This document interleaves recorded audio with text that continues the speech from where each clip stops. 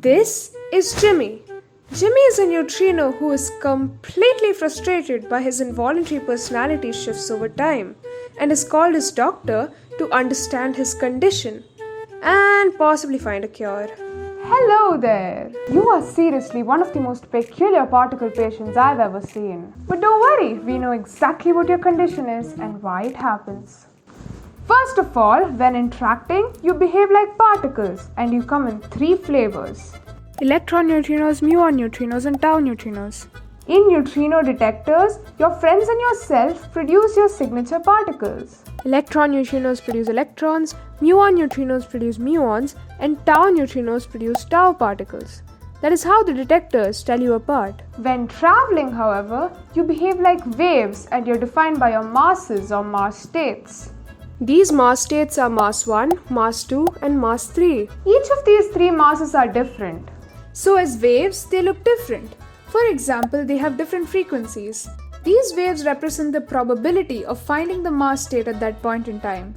The peaks represent a higher chance, while the valleys represent a lower chance. So can we just match up the neutrino flavors to their masses? Nope. Life would be too easy then, wouldn't it? Instead, each neutrino flavor is a unique combination of all three masses at the same time. How can you be three masses at once? If we combine the waveforms of the three mass states, it makes sense because now there is a chance that the neutrino could be mass 1, mass 2, or mass 3, and until we measure its mass, it's all three at the same time. This mixing is actually the main reason why you change identities. For simplicity, let's consider only two mass states and two flavors. When the waves of these mass states propagate together, it would look like this. Since the flavors are a unique combination of their mass states, let us assume that when they are in phase, they represent an electron neutrino, and when they are out of phase, they represent a muon neutrino. When we look at the combined mass states, we can see that in the beginning the waves are in phase, but as time passes, the waves go out of phase. So the odds of finding an electron neutrino is higher here, whereas finding a muon neutrino is higher here.